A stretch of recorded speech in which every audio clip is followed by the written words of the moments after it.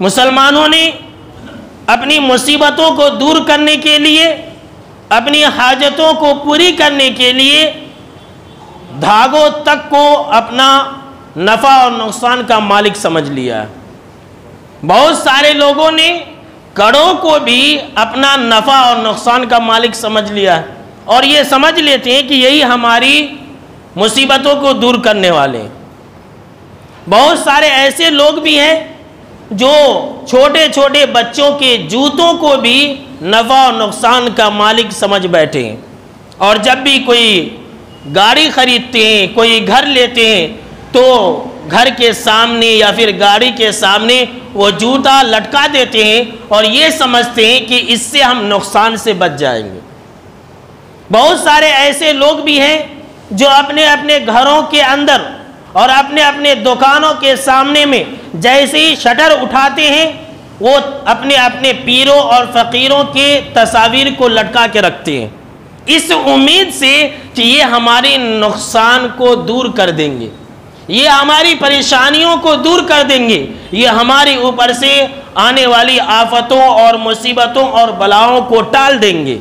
غرض کہ مسلمانوں نے پتہ نہیں کس کس سے نفع اور نقصان کی امیدیں لگا رکھی ہیں، جبکہ قرآن مجید ہمیں اس بات کی خبر دیتا ہے کہ وَمَنْ أَضَلُّ مِمَّنْ يَدْعُو مِن دُونِ اللَّهِ مَن لَّا يَسْتَجِيبُ لَهُ إِلَىٰ يَوْمِ الْقِيَامَةِ، کہ اس شخص سے زیادہ گمراہ کون ہو سکتا ہے، اس شخص سے زیادہ گمراہ کون ہو سکتا ہے جو اللہ کے علاوہ کسی اور کو پکارے، کسی اور سے مدد طلب کرے، کسی اور سے دعا کرے۔ اللہ رب العالمین نے فرمایا مَن لَّا يَسْتَجِيبُ لَهُ إِلَىٰ يَوْمِ الْقِيَامَةِ، وہ قیامت تک ان کی پکار کا جواب نہیں دے سکتی۔ وَهُمْ عَن دُعَائِهِمْ غَافِلُونَ، بلکہ وہ تو ان کی پکار سے غافل ہیں، اور مساجد کے ممبر اور محراب سے شرک کی دکانوں کو چلانے کے لیے، شرک کی فیکٹریوں کو، شرک کی کاروبار کو چلانے کے لیے یہ تصور دے دیا گیا مسلمانوں کے ذہن و دماغ میں کہ مسلمان شرک نہیں کر سکتا ہے، امت مسلمہ مشرک نہیں ہو سکتی ہے، تم کچھ بھی کر لو مشرک کبھی بھی نہیں بن سکتے۔ ایسے موقع سے آپ شرک کو سمجھنے کے لیے اور مشرک کی پہچان کے لیے آپ دو اصولی باتیں یاد رکھیں، دو اصولی باتیں آپ یاد رکھیں۔ پہلی بات تو یہ ہے کہ اس کائنات کے اندر، اس روئے زمین پر اول تاخیر اللہ رب العالمین کے بعد اگر کوئی مقدس ہستی ہے تو وہ انبیاء اور رسول کی جماعت ہے۔ اگر اس کائنات کے اندر کوئی حاجت روا یا مشکل کشا ہو سکتا ہے تو وہ انبیاء اور رسول ہو سکتے تھے، لیکن اللہ رب العالمین نے انہیں بھی مشکل کشا نہیں بنایا، انہیں بھی حاجت روا نہیں بنایا۔ دوسری بات، یہ تو پہلی بات تھی، دوسری بات یہ کہ جس کے اوپر مشکل آ جائے، جو خود پریشانیوں سے دوچار ہوا ہو، وہ کوئی مشکل کشا نہیں ہو سکتا ہے، وہ مصیبتوں کو دور نہیں کر سکتا ہے۔ جو خود پریشانی کے اندر مبتلا ہو، جو خود پریشانی کی حالت میں اپنی زندگی گزارا ہو، وہ مشکل کشا ہو ہی نہیں سکتا ہے۔ اب آئیے میں آپ کو اس بات کی دلیل دیتا ہوں کہ مشکل کشا کون ہے، سوائے اللہ رب العالمین کی کوئی مشکل کشا نہیں ہے۔ سب سے پہلی مثال، سب سے پہلی اور عمدہ مثال ہمارے اور آپ کے باپ، جنہیں اللہ رب العالمین نے اپنے ہاتھوں سے بنایا، جنہیں اللہ رب العالمین نے اتنی بڑی عزت اور شرف سے نوازا کہ اللہ رب العالمین نے نورانی مخلوق کو ان کے آگے میں جھکایا، فرشتوں نے انہیں سجدہ کیا، تمام نبیوں اور رسولوں کے وہ باپ بھی ہیں۔ اگر کوئی اس کائنات کے اندر مشکل کشا ہو سکتا تھا تو حضرت آدم علیہ السلام ہوتے۔ کیوں؟ اس لیے کہ قرآن مجید کی آپ اس آیت کو پڑھ لیجئے اور قرآن مجید کے اس واقعے کا آپ مطالعہ کر لیجئے سورہ اعراف کے اندر، کہ جب اللہ رب العالمین کے حکم کی ایک نافرمانی ہوئی، حضرت آدم علیہ السلام سے ایک غلطی سرزد ہو گئی، انہوں نے شیطان کے بہکاوے میں آ کر کے ایک درخت کا پھل چکھ لیا، جب پریشان ہوئے، جب مصیبت سے دوچار ہوئے، جب انہیں اپنی غلطی کا احساس ہوا، تو انہوں نے اللہ رب العالمین سے یہ پکار لگائی، انہوں نے اللہ رب العالمین کو یاد کیا اور کہا ربنا ظلمنا انفسنا وان لم تغفر لنا وترحمنا لنکونن من الخاسرین، کہ اے ہمارے رب، ہم نے اپنے جانوں پر ظلم کر لیا۔ یہاں دیکھ رہے ہیں آدم علیہ السلام پریشان ہوئے، آدم علیہ السلام مشکلات سے دوچار ہوئے۔ اگر ایسا ہوتا کہ اس کائنات کے اندر کوئی مشکل دور کرنے والا ہوتا تو آدم علیہ السلام یہ نہیں کہتے ربنا، اے ہمارے رب، اے ہمارے رب یہ نہیں کہتے، کہا اے ہمارے رب، ہم نے اپنے جانوں پر ظلم کر لیا ہے، اگر تو ہمیں نہیں بخشے گا، اگر تو نے ہمیں معاف نہیں کیا، لَنَكُونَنَّ مِنَ الْخَاسِرِينَ، تو ہم نقصان اٹھانے والوں میں سے ہو جائیں گے، ہم کہیں کے بھی نہیں رہیں گے۔ اللہ اکبر۔ آج اوروں کو مشکل کشا سمجھنے کے لیے یہ عقیدہ کر لیا گیا کہ آدم علیہ السلام کے اوپر جب پریشانی آئی، آدم علیہ السلام کے اوپر جب مصیبتیں آئی، تو انہوں نے محمد صلی اللہ علیہ وسلم کے صدقے اور وسیلے سے دعا کی، یہ عقیدہ کر لیا گیا۔ اور جانتے ہیں یہ عقیدہ گڑھنے کا سبب بھی یہی ہے تاکہ لوگ شرک کی طرف آمادہ ہو، تاکہ لوگ اللہ کو چھوڑ کر کے غیروں سے اپنی امیدیں لگائیں، تاکہ لوگ اللہ کو چھوڑ کر کے غیروں کو پکارے۔ کہتے ہیں کہ محمد صلی اللہ علیہ وسلم کے نام سے دعا کی اور کہا کہ محمد کے صدقے تو میری مغفرت فرما دے۔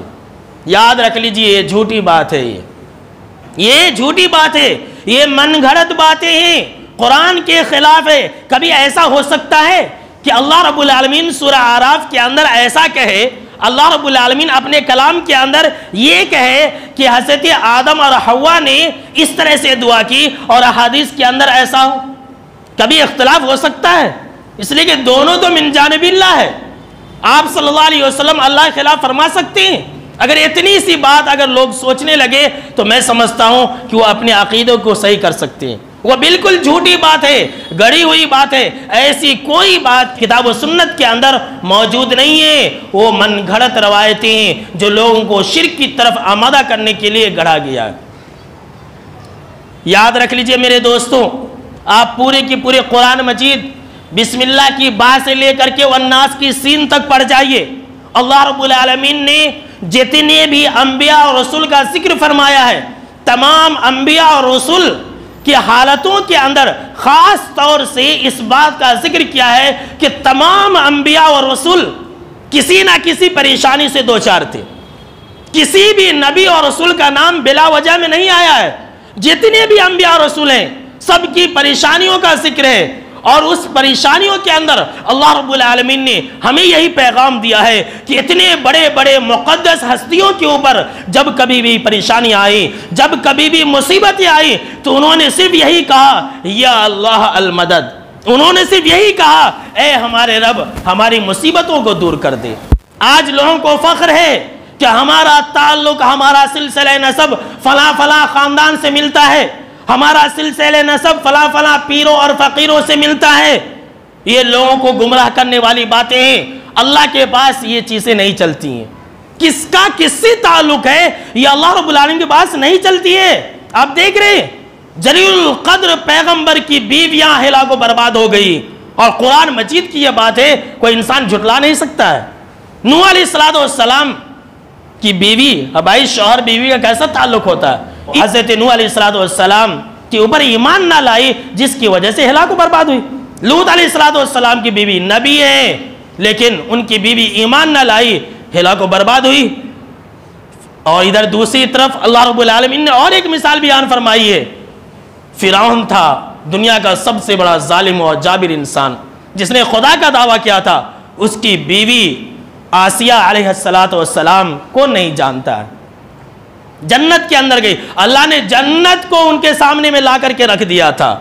اللہ اکبر، معمولی بات نہیں ہے، یہ کوئی تعلق کام کی نہیں ہے۔ اور سن لیجئے آپ صلی اللہ تعالیٰ علیہ وسلم نے بھی بیان فرما دیا ہے کہ وَمَن بَطَّ بِهِ عَمَلُهُ لَمْ يُسْرِعْ نَسَبُهُ، کہ جس انسان کو اس کا عمل پیچھے چھوڑ دے اس کا نسب اسے آگے نہیں بڑھا سکتا ہے۔ جی ہاں، کسی کے اللہ کے پاس یہ نہیں چلتا ہے. آج لوگوں کو فخر ہے میں سید گھرانے کا ہوں, میں پٹھان گھرانے کا ہوں, میں شیخ گھرانے کا ہوں, میں ایسا ہوں, میں ویسا ہوں. یاد رکھ لیجیے اللہ رب العالمین کے پاس یہ ساری چیزیں نہیں چلتی ہے.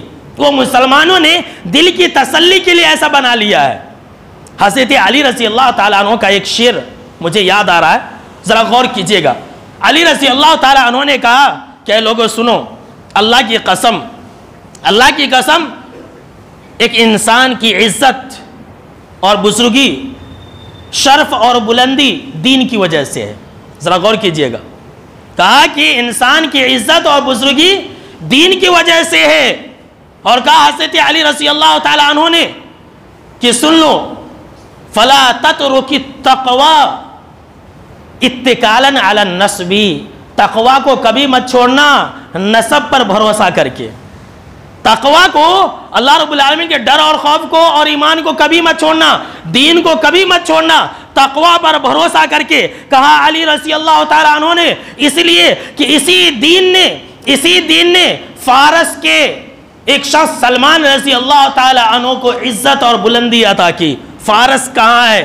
ایران کے ایک شخص سلمان رضی اللہ تعالیٰ عنہ کو کون نہیں جانتا, سلمان فارسی. علی رضی اللہ تعالیٰ عنہ نے کہا اس لیے کہ دین نے فارس کے رہنے والے سلمان رضی اللہ تعالیٰ عنہ کو عزت اور بزرگی عطا کی. اور وہیں پر کہا علی رضی اللہ تعالیٰ عنہ نے وَقَدْ وَزَعَ الشِّرْكُ الشَّرِيفَ أَبَا لَهَبَ, اور وہیں پر ایک شریف خاندان کے شخص ابو لہب کو شرک نے ذلیل کر دیا.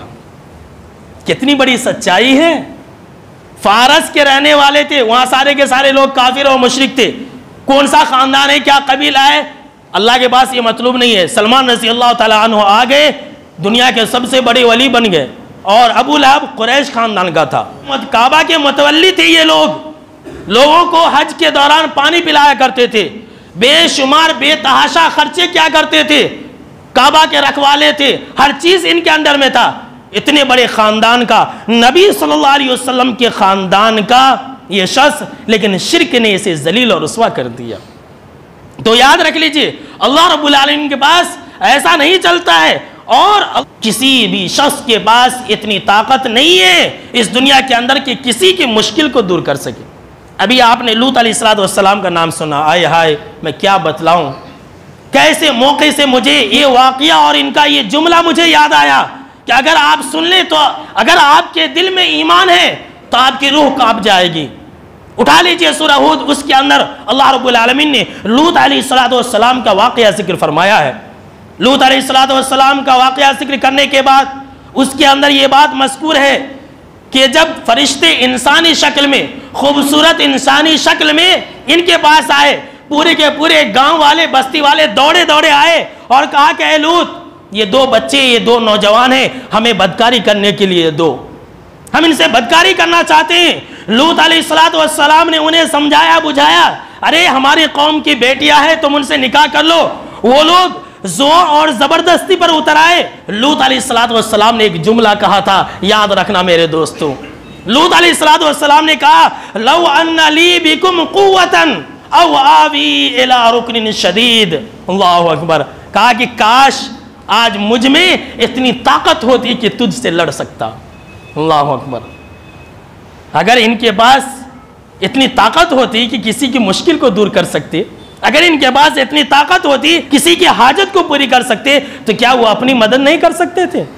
لیکن کیا کریں, کاش لو ان لی بکم قوتن, کاش میرے پاس اتنی طاقت ہوتی کہ میں تم سے لڑ سکتا تھا, تمہارا مقابلہ کر سکتا تھا. او آوی الی رکن شدید, یا میرے پاس خاندان ہوتا, میرے قبیلے والے میرے ساتھ ہوتے, میرے خاندان والے مجھ پر ایمان لائے ہوئے ہوتے, تو میں ان سب کا ساتھ لے کر کے تم سب کا مقابلہ کرتا. لیکن نہ میرے پاس طاقت ہے, نہ میرے پاس خاندان کی طاقت ہے. اللہ اکبر. پھر بھی کسی کو شک ہے, جب اتنے بڑے پیغمبر جب اپنی مشکل کو دور نہیں کر سکے, تو کسی اور کی مشکل کو کوئی انسان کیسے دور کر سکتا ہے؟ یہی عقیدہ بتلانا چاہتا ہوں میرے دوستو. اللہ رب العالمین کے علاوہ کوئی مشکل کشا نہیں. اور تبھی تو اللہ رب العالمین نے کہا وَمَنْ أَضَلُّ مِمَّنْ يَدْعُ مِن دُونِ اللَّهِ مَنْ لَا يَسْتَجِيبُ لَهُ إِلَى يَوْمِ الْقِيَامَةِ, کہ اس شخص سے زیادہ گمراہ کون ہو سکتا ہے جو اللہ کے علاوہ کسی اور کو پکارے. قیامت تک اس کی پکار کو کوئی سن نہیں سکتا ہے، وہ تو ان کی باتوں سے، ان کی پکار سے تو غافل ہے۔ اللہ اکبر۔ چلیے میں آپ کو اور ایک تیسری مثال دیتا ہوں اس کائنات کے ابو الانبیاء کی۔ ابو الانبیاء جن کی پوری زندگی بچپن سے لے کر کے بڑھاپے تک تا وفات کوئی لمحہ ایسا نہیں تھا پریشانیوں کے اندر نہ گزری ہو، اور اس کے اندر یہ پیغام بھی ہے میرے دوستو، کرونا وبا کو لے کر کے پریشان مت ہونا، ٹینشن میں مت آنا، اپنے آپ کو ہلاک و برباد مت کرنا۔ پریشانیاں آتی ہیں، پریشانیاں آتی ہیں اور جاتی بھی ہیں۔ ہماری اور آپ کی کیا حیثیت ہے، ہماری اور آپ کی کیا اوقات ہے؟ ہمارے اعمال ایسے ہیں کہ پریشانیاں آنی ہی آنی ہیں، لیکن ذرا یاد کیجئے ابو الانبیاء سیدنا ابراہیم خلیل اللہ کو، اللہ اکبر، جب سے پیدا ہوئے مرتے دم تک کوئی لمحہ ایسا نہیں کہ ان کی پوری زندگی پریشانیوں سے نہ گزری ہو، کوئی لمحہ ایسا نہیں، ہمیشہ پریشانی، لیکن انہوں نے ہمیشہ اللہ ہی کو پکارا، ہمیشہ انہوں نے اپنی پریشانی کے لیے اللہ ہی کو یاد کیا۔ تمام انبیاء اور رسول نے یہی تو دعوت دی، یہی تو تلقین کی کہ اے لوگوں تمہاری پریشانیوں کا حل صرف ایک ہے، اور وہ ہے اللہ رب العالمین کا در۔ صحیح بخاری کتاب و حدیث الانبیاء کے اندر یہ واقعہ مذکور ہے، بہت ہی مشہور اور معروف ہے کہ جب ان کا گزر ایک جگہ سے ہو رہا تھا، ایک بادشاہ نے ان کی بیوی سارہ علیہ السلام کو اپنے قبضے میں کر لیا اور ان سے غلط ارادہ کے طور پر آگے بڑھنے چاہا، اور پھر ایسے موقع سے سارہ علیہ السلام، ان سے بڑی ولیہ اس کائنات کے اندر کوئی نہیں ہو سکتی، یاد رکھ لیجئے۔ جب اتنی بڑی پریشانی آئی، ایک ظالم اور جابر بادشاہ ان کی طرف بدکاری کی نیت سے ہاتھ بڑھا رہا ہے، وہاں انہوں نے کیا کیا؟ ایک اللہ کو یاد کیا، اور ادھر ابراہیم اتنے بڑے پیغمبر، اولو العزم من الرسل، اتنے بڑے پیغمبر، اللہ رب العالمین کی اتنے بڑے پیغمبر، ان کا جو مقام مرتبہ ہے تمام انبیاء اور رسول میں، اللہ نے صرف ان کو اپنا خلیل بنایا۔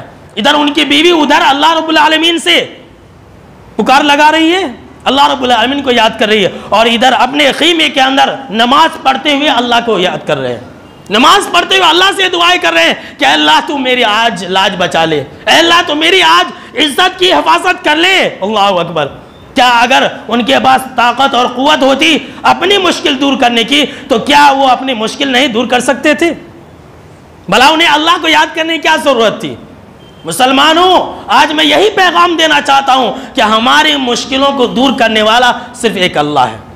آج دیکھ لیجئے پوری دنیا اس چھوٹی سی وبا کے سامنے میں گھٹنے ٹیکنے پر مجبور ہو گئی ہے۔ بڑے بڑے ڈاکٹر اور انجینئر اور بڑے بڑے سائنٹسٹ لوگ فیل ہو گئے۔ ایک ایسی بیماری جس کا کوئی وزن نہیں ہے، کوئی وزن نہیں ہے، ایسی بیماری جس کی کوئی وزن نہیں ہے، ایسی بیماری کے سامنے میں پوری دنیا رک گئی ہے، پوری دنیا کا انسان مجبور ہو گیا، سب نے ہاتھ اٹھا دیا ہے۔ پتہ کیا چلا؟ پتہ یہ چلا اللہ کے علاوہ کسی کے پاس اتنی طاقت نہیں جو انسان کو نفع اور نقصان پہنچا سکے، جو انسان کی مشکلوں کو دور کر سکے۔ یہاں ابو الانبیاء کی یہ حالت ہے، بیوی مشکل کے اندر پھنسی ہوئی ہے اور اپنے نماز پڑھ کر کے دعا کر رہے ہیں۔ یہ بخاری کے اندر موجود ہے، حدیث نمبر 3358 ہے، وہ بھی آپ یاد رکھ لیجئے۔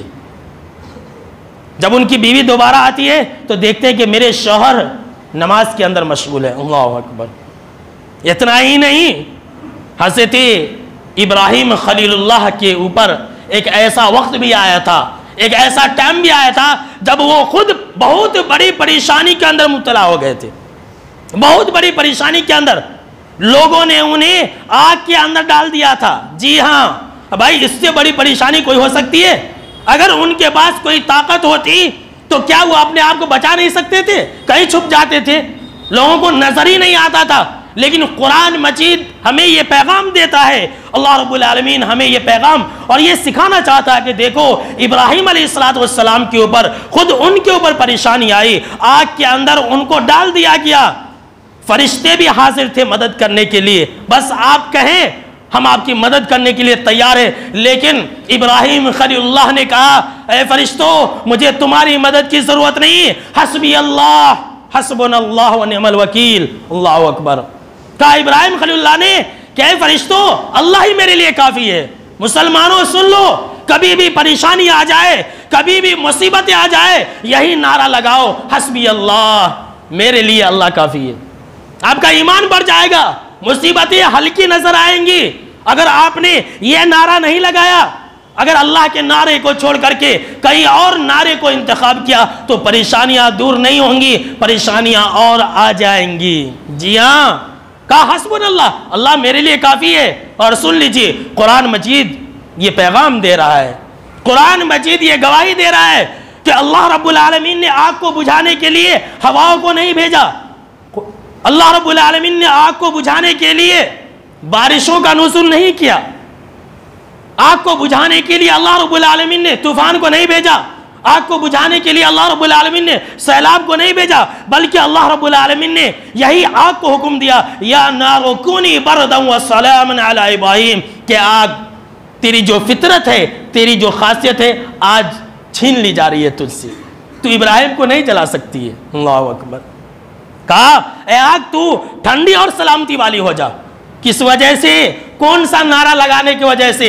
حسبی اللہ کا نعرہ لگانے کی وجہ سے، حسبنا اللہ کا نعرہ لگانے کی وجہ سے، کہ میرے لیے اللہ ہی کافی ہے۔ جی ہاں، یہ کوئی معمولی جملہ نہیں ہے، اور یہ جملہ صرف وہی کہہ سکتا ہے جس کے دل میں ایمان ہوگا۔ یاد رکھ لیجیے، جس کے دل میں ایمان نہیں ہوگا وہ کوئی اور نعرہ لگا سکتا ہے، جس طرح سے بہت سارے لوگ لگاتے ہیں، پتہ نہیں کیسے کیسے نعرے لگاتے ہیں، بولنے کی ضرورت نہیں ہے، آپ سمجھ جائیے۔ لیکن جس کے پاس ایمان ہوگا وہ صرف یہی کہے گا، حسبنا اللہ، حسبی اللہ، میرے لیے تو بس اللہ رب العالمین ہی کافی ہے۔